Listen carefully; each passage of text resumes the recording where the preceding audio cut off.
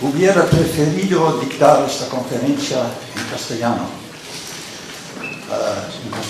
aproximativo, pero usted comprende que soy escritor inglés, mejor hablar en su lengua propia. Pero antes de empezar, debo decir una cosa. Eso es la primera vez que he visitado a Segovia. Vuestra ciudad estupenda,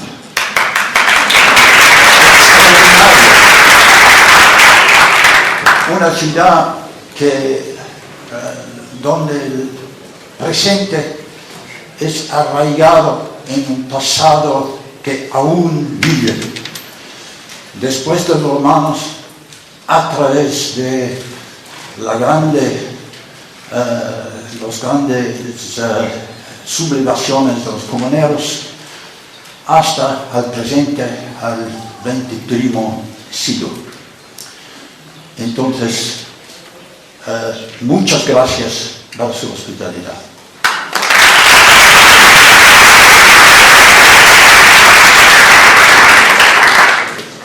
I now turn to my own language.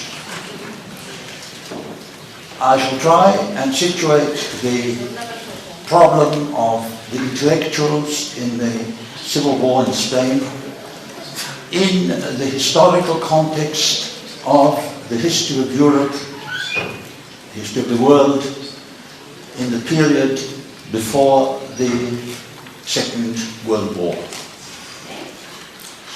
Let me begin with the Hollywood film that has become a permanent icon of a certain type of educated culture, at least among older generations. Casablanca. The cast will still be familiar. I hope Humphrey Bogart, Ingrid Bergman, Peter Lorre, Sidney Greenstreet, and so on will be familiar to you. The phrases have become part of our discourse. This film is essentially about the subject of my talk.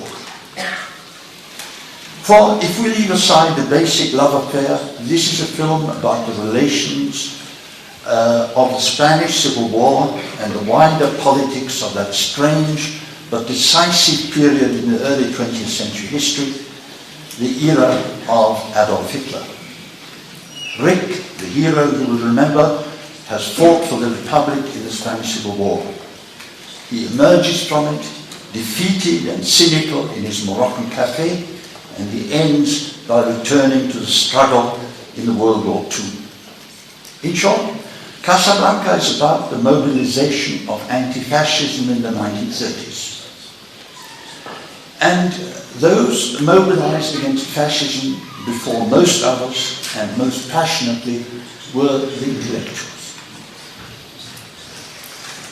This was a rather complicated and peculiar mobilization.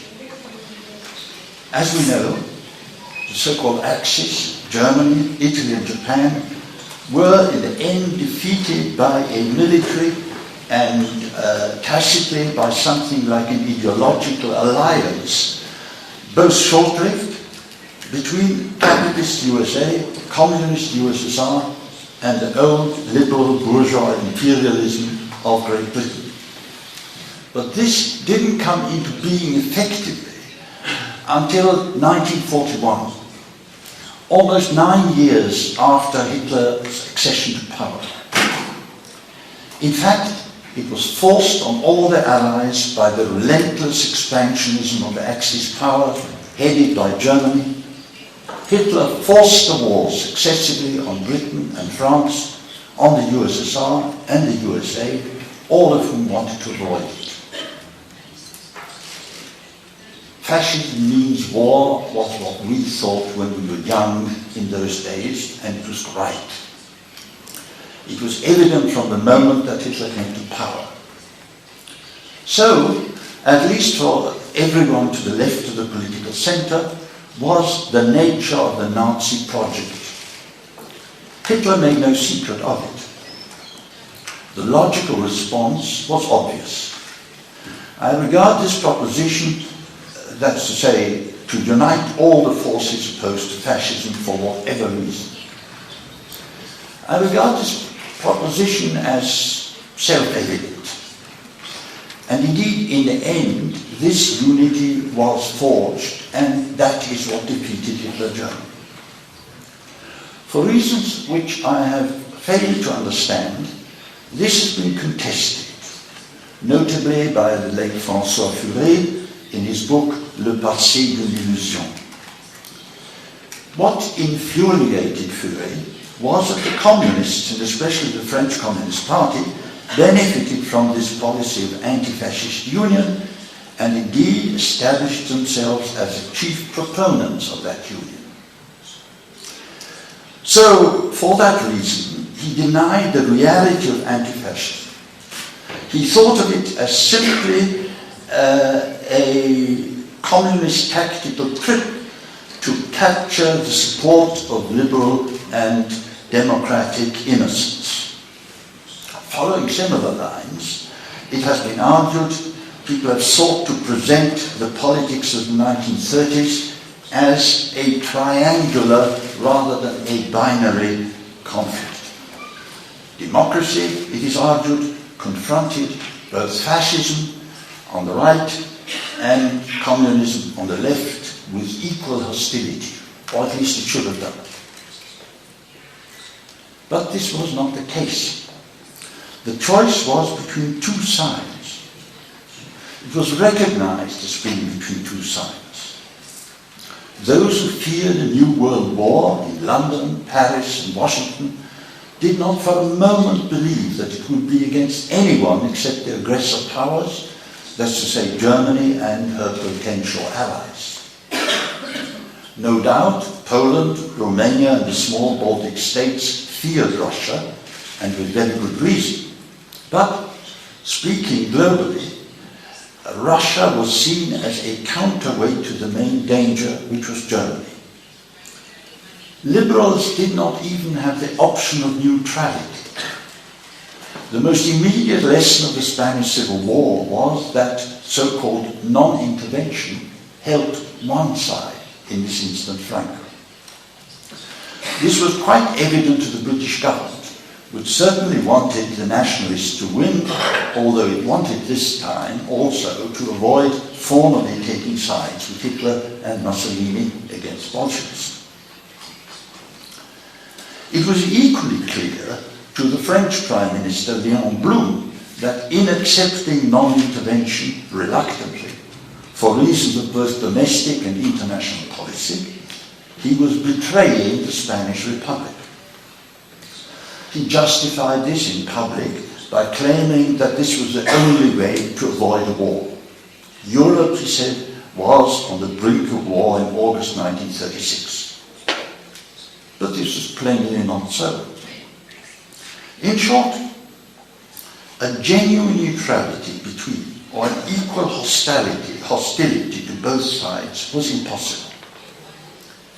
And after all, that was what Stalin himself was to discover in 1939 to 1941.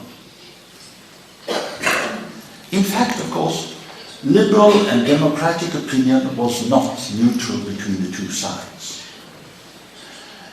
In a public opinion poll, which was held in early 1939 in the United States, they asked the people of the USA who they wanted to win if there were to be a war between Russia and Germany. 83% of Americans wanted a Russian victory, 17% wanted a German victory. Similarly, when the people of America were asked what they thought about the Spanish Civil War, 87% wanted the Republic to win, 13% wanted the nationalists. The idea that somehow or other in the 1930s there was a middle road which was somehow or other hostile to both sides is simply not the case. The Spanish Civil War was both at the center and on the margins of the era of anti-fascism. It was central, since it was immediately seen as a European war between fascism and anti-fascism, almost as a first battle in the coming World War, some of the characteristic aspects of which it anticipated, for instance, the bombing of cities. But Spain took no part in World War II. Franco's victory had no bearing on the collapse of France in 1940. The experience of the Republican armed forces was not relevant to the subsequent wartime resistance movements, even though in France these were largely composed of refugee Spanish Republicans, and even though former international brigaders played an important part in the resistance movements of other countries. It is a curious fact, often forgotten, that guerrilla or partisan warfare, which was quite important in World War II, was hardly at all used, and where it was used was very unsuccessful in the Spanish Civil War. One might have expected the Republicans to have used it, but they didn't think about it, or they weren't very good. Again, the British and American armed forces were to make scarcely any use of the experience of what was called the premature anti-fascist volunteers who had fought in the international brigades. Although the Germans, the Italians, and the Russian forces were to make prominent use of the professionals that they had sent to Spain between 1936 and 1939. Curiously enough, the Civil War made its greatest impact on subsequent history through its political rather than its military activities. It provided the model both for the political strategy of the European resistance movements, as distinct from their military activities, and therefore for the form taken after liberation by the liberated governments in Europe, particularly those in the Soviet zone of influence. However, this influence was short-lived. The Cold War put an end to it after 1947. In short, after its brief moment at the center of world history, Spain returned to its traditional position on the margin for several decades. Outside Spain, the Civil War lived on, as it still does among the rapidly diminished number of non-Spanish contemporaries of people who were alive, as I was, and young at the time. It became and has remained something remembered by those who were young at that time, like the heart-rending and indestructible memory of a first great and lost love. This is obviously not the case in Spain itself, where everyone experienced the tragic, murderous and complex impact of the Civil War, and its memory, and also what was for so long forgotten about it, are therefore also very much more complex than they are in countries like Great Britain and in other countries of the world. If we want to situate the Spanish Civil War within the general framework of the anti-fascist era, we have to bear in mind two things. First, it actually failed to resist fascism. And second, the disproportionate success of anti-fascist mobilization among Europe's intellectuals. I'm speaking not only of the defeat of the Spanish Republic, of fascist expansions, of the failure of the forces favoring peace to halt the apparently inevitable approach of another world war. I'm also remembering the failure at this time of those who were anti-fascists to change public opinion in general. The only regions which saw a genuine political shift to the left after the Great Depression of the early 1930s were Scandinavia and North America. Roosevelt. Much of Central and Southern Europe was already under authoritarian governments, or, as in Spain, fell into their hands. The drift in Hungary and Romania, not to mention the German out-diaspora, was sharply to the right. And on the other hand, it is often forgotten that the popular fronts, while they marked an enormous shift within the left towards communists or towards the more radical elements, were only a very small general shift. In France, for instance, the 1936 elections gave the combined radical socialists and communists barely 1% more votes than they had done in 1932. And even in Spain, the actual victory of the Popular Front was relatively modest. It was not a sort of flood, political flood. And yet, and this is a paradox, for those of us like myself who were then young and on the left, particularly if we were intellectuals, but not only if we were intellectuals, we did not see ourselves as a retreating minority.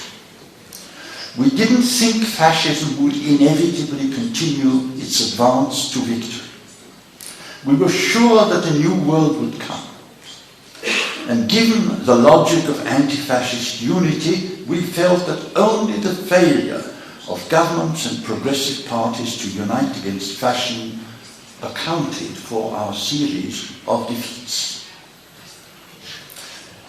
All this helps to explain the disproportionate shift towards the communists among those already on the left. But it also helps to explain our confidence as young intellectuals, for this was a social group most easily and disproportionately mobilized against fascism. And the reason is obvious. Fascism, even Italian fascism, was opposed in principle to the causes which defined and mobilized intellectuals as such, namely the values of the Enlightenment and the American and French revolutions. Except in Germany, there was no significant body of secular intellectuals who did not belong to this tradition. In other words, there was no very strong intellectual tradition on the conservative side. The Roman Catholic Church had very few eminent intellectuals at the time, known and respected as such outside its ranks, and some of these actually were also sympathetic to the Republic. I'm not denying that in some fields, notably literature, some of the most distinguished figures were clearly on the right. The poets T.S. Eliot, Knut Hamsun, Ezra Pound, Yeats, Paul Claudel, Céline, Evelyn Waugh. But even in the armies of literature, the politically conscious right wing formed a modest regiment in the 1930s, except conceivably in France. Once again, this becomes evident in 1936. US writers, whether or not they accepted US neutrality, were overwhelmingly opposed to Franco, and Hollywood, of course, even more so. Of the British writers who were asked, 5 favoured the nationalists, 16 said they were neutral, and 106 were for the Republic, often passionate. As for Spain itself, there is no doubt that where the poets of the Spanish language, who are still perhaps the best known in the world, where they stood. Those that are now remembered, people like Garcia Lorca, the brothers Machado, Alberti, Miguel Hernández, Neruda, Vallejo, Guillén, were on the whole sympathizers, and they outnumbered those who sympathized with the other side. Now, this intellectual bias already operated against Italian fascism, even though Mussolini's regime lacked at least two characteristics that were likely to make it unpopular among intellectuals, namely racism, at least until 1938, and hatred of modernism in the arts. Italian fascism didn't lose the support of its intellectuals, other than those already committed to the left, in the 1920s, until the Spanish War. It seems, it's interesting, that with rare exception, Italian writers, very unlike German writers, didn't emigrate during the fascist period. But from 1936, even within Italy, we see that Italian intellectuals begin to drop their toleration of or even support of fascism and turn left, under the impact of the Spanish Civil War. It's therefore a turning point in Italian cultural as well as political history. And this may be a reason, by the way, why the Civil War has left very few traces in Italian belles lettres, unlike other countries, except in retrospect. Those who wrote about it at the time were the émigré political activists, the Rossellis, Pacciardi, Nenni, Longo, Togliatti. And I should add, the most leading Italian anti-fascist publicists and activists were, of course, not necessarily communists. They were the Giustizia e Libertà, anti-fascist liberals, based on Torino and other places. On the other hand, against Germany, intellectual anti-fascism operated from the very moment Hitler took power, and ritually burnt the books of which Nazi ideology proved, and let loose a flood of ideological and racial immigrants. The reaction of both intellectuals and the mobilized left to the Spanish Civil War was, not surprisingly, spontaneous and massive. Here at last, the advanced fascism was being resisted by arms. The appeal of armed resistance, of being able to fight and not merely to talk about, was I think, almost certainly decisive. The English poet Wisdom Auden, asked to go to Spain for the propaganda value of his name, wrote to a friend, I quote, "I shall probably be a bloody bad soldier, but how can I speak to or for them without becoming one?"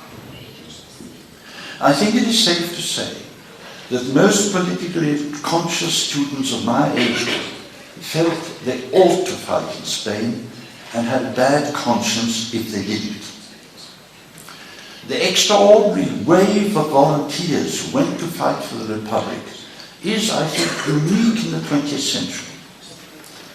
The most reliable figure on the strength of the foreign volunteers fighting for the Republic is around 35,000, which is actually not much less than the original estimate of 40,000, which was made by Hugh Thomas several years ago.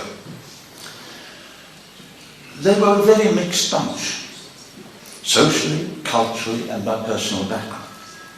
And yet, as one of them, the English poet Laurie Lee has put it, and I quote him, "I believe we shared something else, unique to us at the time, the chance to make one grand and uncomplicated gesture of personal sacrifice and faith which might never occur again. Few of us yet knew that we had come to a war of antique muskets and jamming machine guns, to be led by brave but bewildered amateurs. But for the moment, there were no half-truths and hesitations. We had found a new freedom and almost a new morality, and discovered a new Satan, fascism." End quote. I'm not claiming that the brigades were composed of intellectuals, even though volunteering for Spain, unlike joining the French Foreign Legion, implied a level of political consciousness and certainly of knowledge of the world which most non-political workers did not have. For most of these, apart from neighboring France, Spain was a terra incognita, at best a shape in a school atlas. Thanks to an excellent monograph, we know that the largest single body of international brigaders, the French, just under 9,000, overwhelmingly came from the working class, 92%, and included not more than 1% of students and members of the liberal professions, virtually all of them were communists. Given their technical qualifications, most of these intellectuals were in fact employed behind the front lines. There were probably more intellectuals among the political exiles who formed the cadre of the brigades. And I hope I'm not too, so to speak, chauvinist in suggesting that the high proportion of Jews among the volunteers implies intellectual activities. 1/3 of the American Lincoln Brigade were Jewish, and so were the majority of American women in Spain. According to good, perhaps slightly optimistic estimates, about up to 7,000 of the international brigaders were actually Jews. However, inside and outside of the brigades, the commitment, sometimes the practical commitment of intellectuals, is not in doubt. Writers supported Spain not only with money, speech and signatures, but they wrote about it. Hemingway, Malraux, Bernanos, and virtually all notable contemporary British poets did. Orwell, Spender, Day-Lewis, Macnish. Spain was experience which was central to their lives between 1936 and 1939, even if they forgot about it later. This was clearly so in my student days at Cambridge, between 1936 and 1939. Not only was the Spanish Civil War that converted young men and women to the left, but we were inspired by the specific example of those who went to fight in Spain. Anyone entering the rooms of Cambridge socialist and communist students in those days was almost certain to find there the photograph of John Cornford, intellectual, poet, leader of the student communist parties, who had fallen in battle in Spain on his 21st birthday, I think on the Jarama front, in December 1936. Like the familiar photo of Che Guevara, it was a powerful, iconic image, but it was closer to us. And standing on our mantelpieces, it was a daily reminder of what we were fighting for. As it happens, not many Cambridge or other students actually went to fight in Spain because the Communist Party of Great Britain decided, presumably in the autumn of 1936, to discourage students from volunteering for the brigades unless they had special military qualifications. Nevertheless, most of those who fought had joined most of the intellectuals who fought had joined the Republican forces before the party established this policy. Nevertheless, the British international brigades contained a significant number of talented intellectuals, of whom several fell. And yet, intellectuals or not, so far as I'm aware, not one of the people who volunteered to fight for the Republic, whatever their views later on, and at least one of them became an advisor to Mrs. Thatcher in his older age, not one of them has expressed regret for the decision to join the international brigades. Among the losers, polemics about the Civil War, often bad-tempered, have never ceased since 1939. This wasn't so while the war was continuing, although such incidents as the banning of the Marxist POU party and the murder of Andres Nin caused some international protest even then. Plainly, a number of foreign volunteers arriving in Spain were shocked by what they saw there, by suffering, by atrocity, by the ruthlessness of warfare, by brutality, bureaucracy on their own side, or, insofar as they were aware of them, by the intrigues and political feuds within the Republic, by the behavior of the Russians and much else. Again, the argument between the communists and their adversaries never ceased. And yet, during the war, the doubters remained silent once they left Spain. They did not want to give the enemies of the great cause any chance. Simone Weil, after she returned, though patently disappointed, said not a word. Winston Auden wrote nothing, though he modified his great poem of 1937, Spain, and refused to allow it to be reprinted during the Cold War in 1950.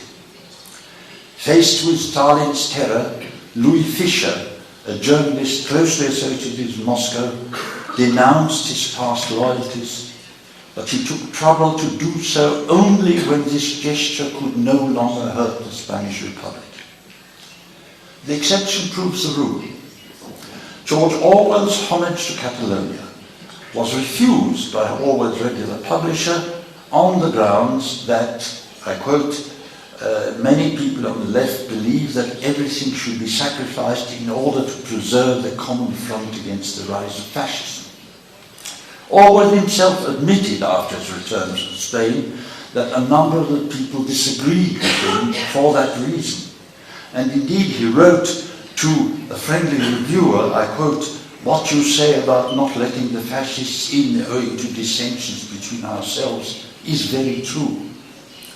But the test of the opinion is this: nobody took notice of Orwell. The book was published in an edition of 1,500 copies.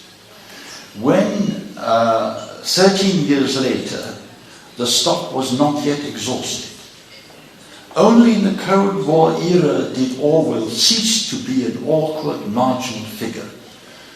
And indeed, only in the Cold War was the real value of books like Homage to Catalonia recognized. Of course, the posthumous polemics about the Spanish War are legitimate and even essential.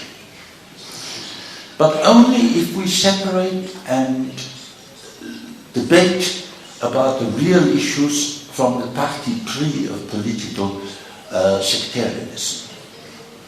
Cold War propaganda and pure ignorance of the forgotten past must be avoided.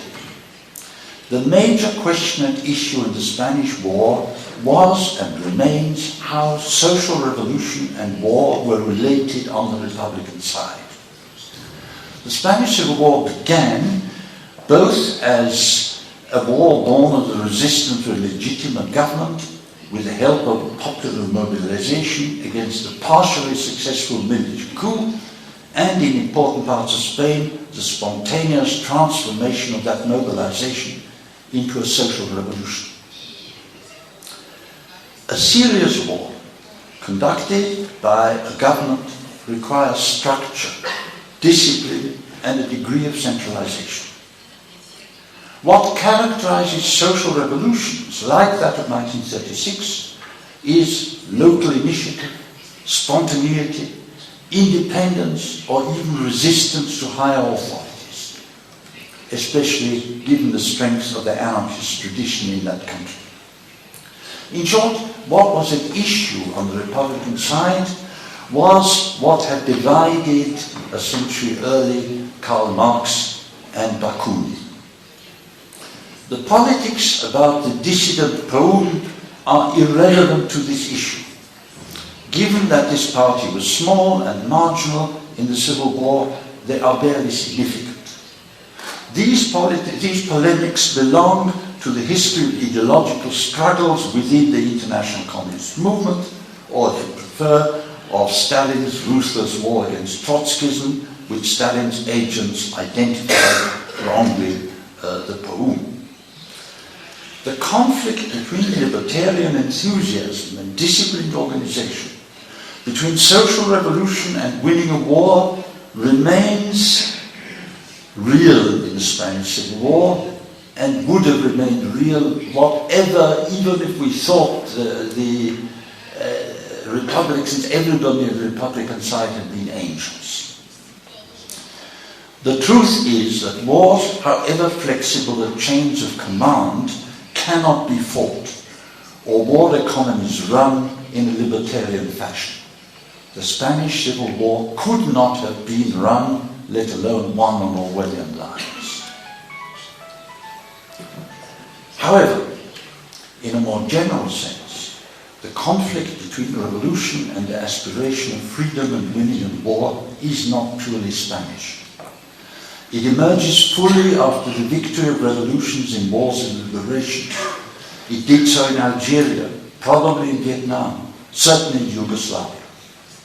Since the left lost in the Spanish War, in this case the debate is posthumous, and increasingly it is remote from the reality of the time. Like Ken Loach's film, inspired and moving as it is.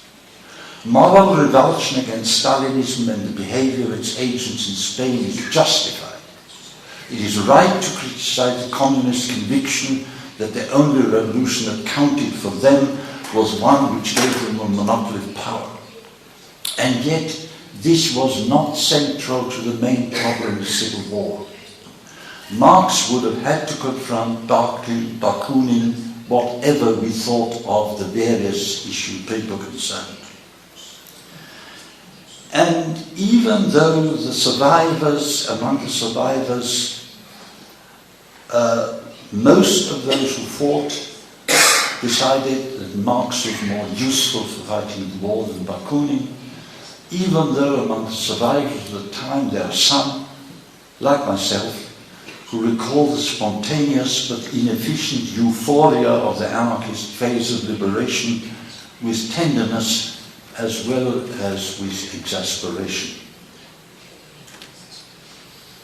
Today, it is possible to see the Civil War, Spain's contribution to the tragic history of the most brutal of centuries, in its historical context. It was not, and in the 1930s could not have been, what is now argued a war against both the ultra-right and communists.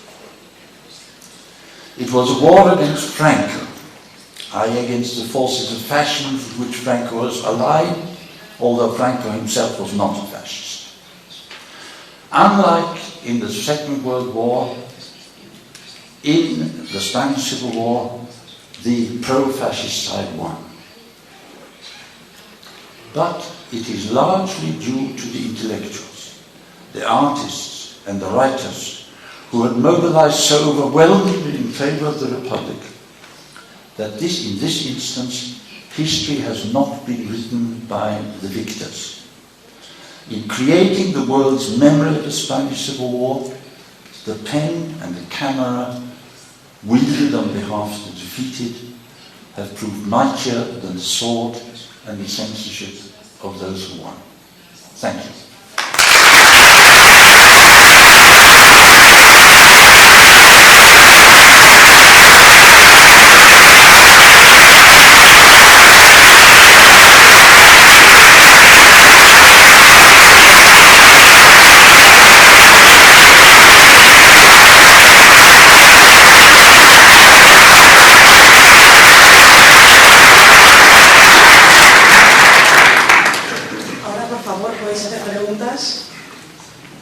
Por ahí los micrófonos.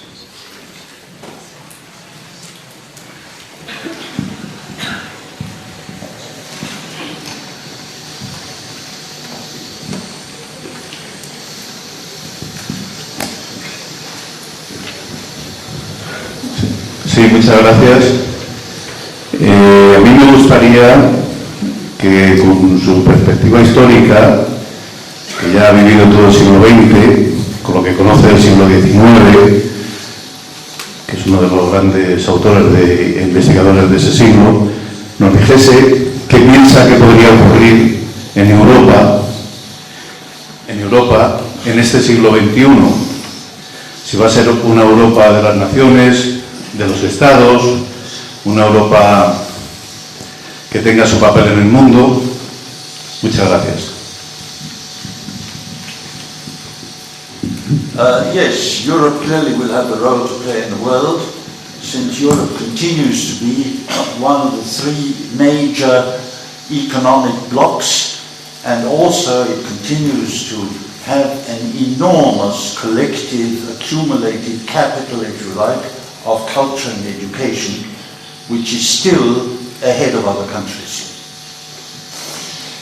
At the same time, like the other countries of the West, which became dominant, which transformed the world in the last 3 centuries, Europe is now relatively stagnating and maybe, so to speak, it lacks dynamism. It may not decline as fast as the United States because its political ambitions have been less. Nevertheless, the main center of the globe economically has shifted and is shifting to the non-European world, particularly to Asia.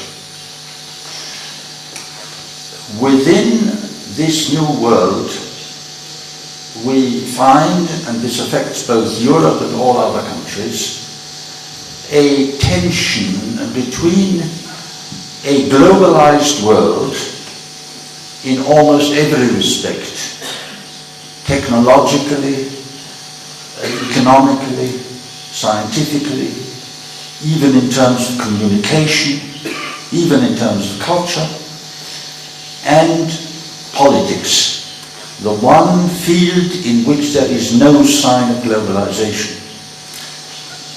That is to say, between the world of states, nation states, and a globalized world. I don't believe either that globalization will cease, although it may slow down in the next few decades, and certainly nations and states will continue. So the tension will indeed continue. Beyond this, please do not expect me to make prophecies about the 21st centuries. Historians, our subject is a past, and although it may help to understand the problems of the present, prophecy is something that we really ought not to practice, because we're no better at it than anybody else.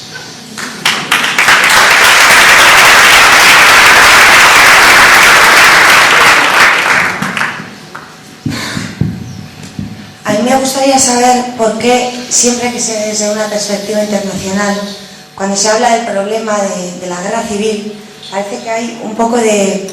como que se tiende a ir al Partido Comunista, cuando no solo está el Partido Comunista, es más, el Partido Comunista era minoritario y el Frente Popular no estaba precisamente liderado por el Partido Comunista, sino por Izquierda Republicana y por el Partido Socialista.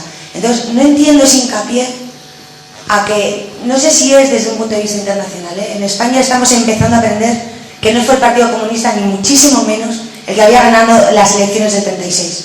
Y no entiendo por qué extraña razón se hace ese hincapié, porque éramos socialistas y republicanos los que habíamos ganado las elecciones del 36. Y se sigue haciendo hincapié en los comunistas, y no lo entiendo. Me gustaría que me lo explicaran.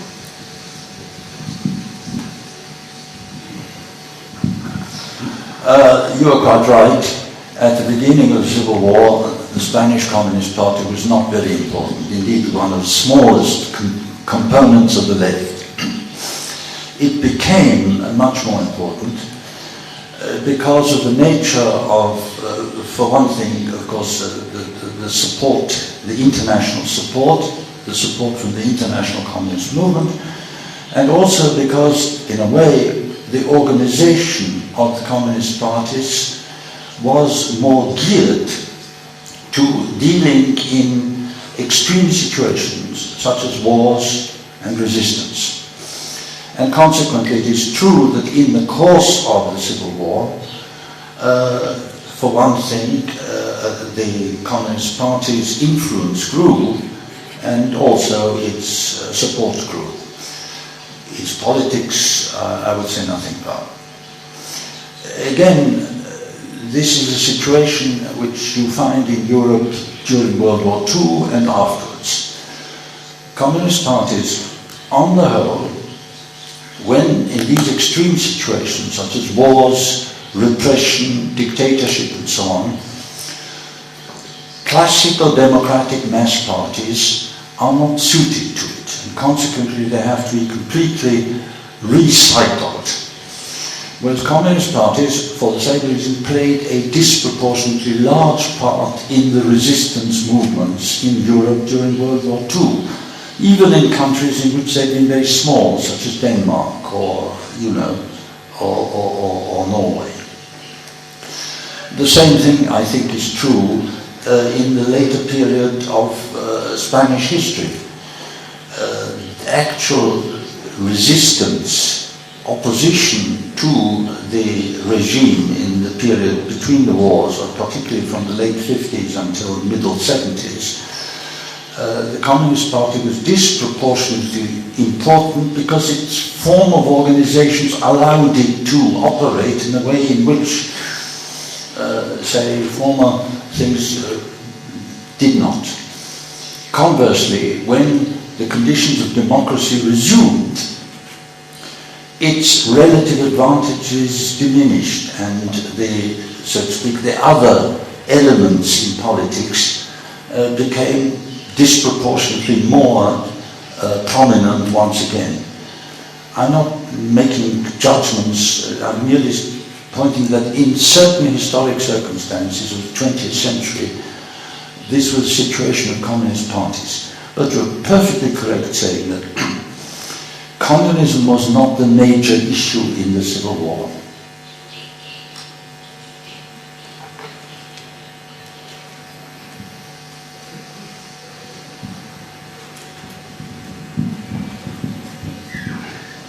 Buenas tardes. Me gustaría preguntarle cuáles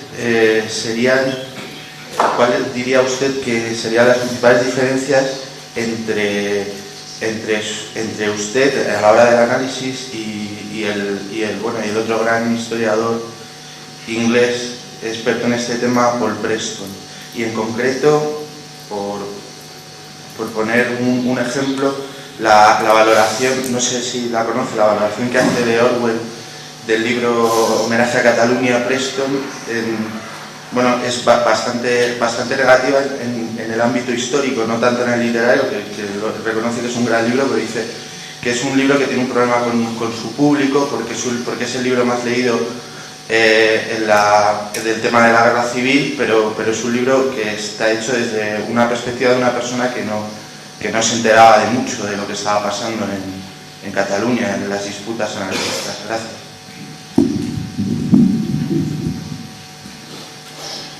I am not an expert on Spanish history, as Paul Preston is. I'll make that clear.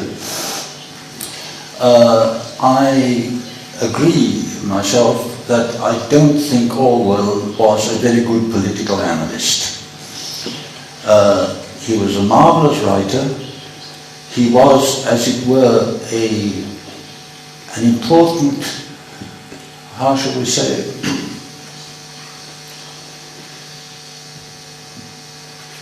a political prophet in some ways. I mean, long-term prophecies, he was better, but as an actual analyst of the things he saw, even in Britain in the 1930s and in Spain, I don't think he was particularly good. I personally I found it, the Catalonia book is a wonderful piece of writing, but I don't think it's an essential book about understanding Spain in the 1930s. There are a number of other books which I personally found, and for instance, among the strongly anti-communist books, I mean, people like Franz Borkenau, who actually understood rather more about what was happening there. And otherwise, I mean, people like Gerald Brennan, who lived in Spain at the time, and who, as it were, lived. So, But please don't expect me to give an informed opinion on the Spanish situation in the 1930s, because I am not an expert on it and I have never seriously worked on it, although I've written one or two essays in this area.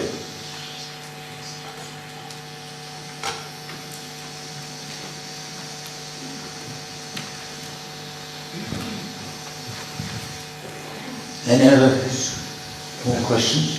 Señor Hobsbawm, me gustaría conocer su opinión sobre el debate político en Europa sobre el fenómeno de la inmigración y cómo hacerle frente. En España es un fenómeno que es muy reciente, pero que ha sido muy intenso.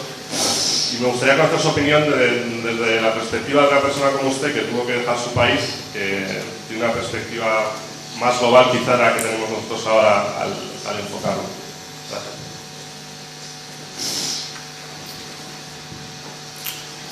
It's a very complicated question.